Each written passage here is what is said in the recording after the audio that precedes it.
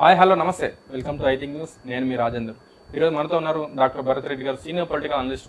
Sir చెప్పండి sir, parliament ఎన్నికల తర్వాత తెలంగాణ మరో హిమాచల్ ప్రదేశ్ కాపోతుంది అని బీజేపీ నాయకులు కామెంట్స్ ఏ విధంగా చూసుకోవచ్చు? ఇప్పటికి హిమాచల్ ప్రదేశ్లోనే ఏం జరగలేదు.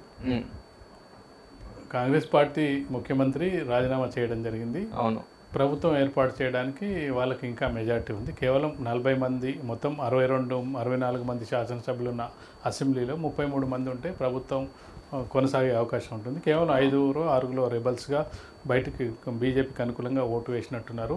25+6 అయినా వాళ్ళకి బీజేపీకి 25 సీట్లు ఉన్నాయి, 31 సీట్లు ఉన్నాయి. వీళ్ళకి దాదాపుగా 33 సీట్లు ఉండడం జరిగింది. ఇప్పటికి కూడా స్టిల్ కాంగ్రెస్ పార్టీ మెజార్టీతోనే ఉంది.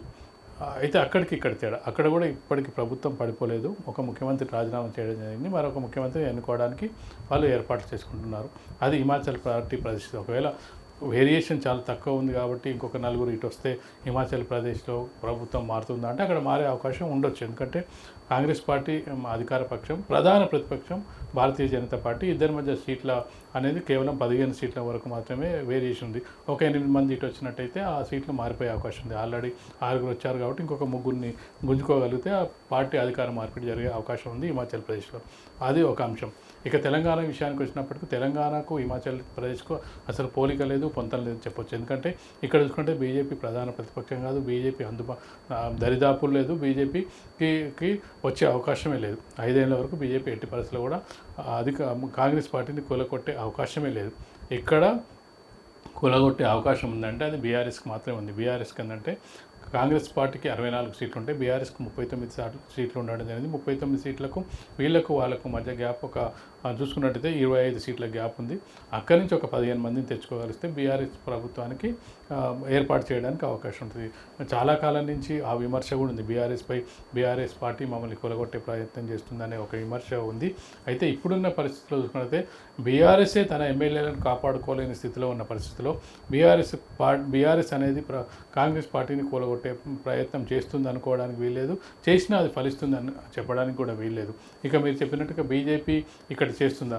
బీజేపీ చేయడానికి అవకాశం లేదు. బీజేపీకి కనీసం ఒక 30 సీట్లు ఉంటే ఇంకొక 30 సీట్లు తెచ్చుకోవడానికి అవకాశం ఉంటుంది. అసలు 8 సీట్ల నుంచి 60 సీట్లకు పోవడం అని అసాధ్యమైన పని.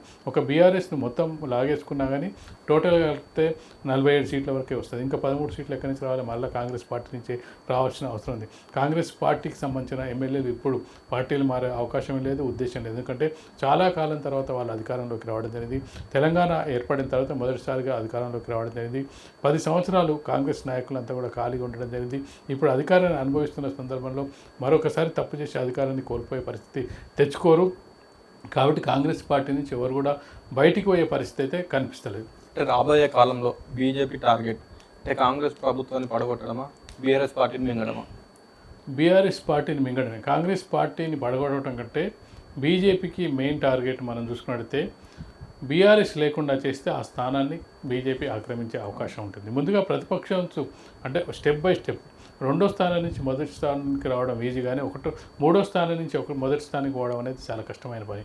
కాబట్టి లోక్సభ ఎన్నికల తర్వాత ఖచ్చితంగా కూడా ఏవైనా లాస్ అయిన పార్టీ ఉండేదంటే అది బీఆర్ఎస్గానే చెప్పొచ్చు. బీఆర్ఎస్ పార్టీ ఇక్కడ ఉన్న 39 మంది ఎమ్మెల్యేలు కూడా పక్క చూపులు చూస్తున్నారు.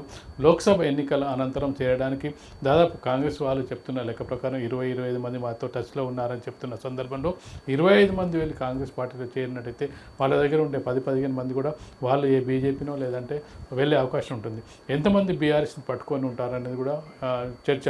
ఆ సందర్భంలో ప్రధాన ప్రతిపక్షంగా మనం చూసుకుంటే బీజేపీనే ప్రధాన ప్రతిపక్ష ప్రభుత్వాన్ని పడగొట్టడం కంటే కూడా ప్రధాన ప్రతిపక్ష హోదాలకు వచ్చే అవకాశం అయితే బీజేపీకి ఉంటుంది. ఎంపీ ఎన్నికల అనంతరం ప్రధాన ప్రతిపక్ష హోదాలకు వచ్చే అవకాశం ఉంటుంది, కానీ అధికారంలోకి వచ్చే అవకాశం ఉంటుందని అయితే మనం ఊహించడానికైతే చాలా కష్టంగా చెప్పొచ్చు. సార్, నార్త్లో చేయదన్న పాలిటిక్స్ ఇక్కడ సౌత్లో అందులో తెలంగాణలో బీజేపీ అలాంటి పాలిటిక్స్ చేయగలదా? బీజేపీకి చేయగలన బలం ఇక్కడ ఉందా? ఇప్పుడున్న పరిస్థితుల్లో బీజేపీ చేయలేదు. నార్త్ వేరు, నార్త్లో మొదటి కూడా బీజేపీ బలంగా ఉంది కాబట్టి అధికారం కోల్పోయినా తిరిగి వస్తున్న సందర్భాన్ని మనం చూడొచ్చు. మధ్యప్రదేశ్ అలాగే ఛత్తీస్గఢ్, రాజస్థాన్ లాంటి రాష్ట్రాల్లో గత ఎన్నికల్లో అధికారాన్ని కోల్పోవడం జరిగింది, ఈసారి నిలబెట్టుకోవడం జరిగింది.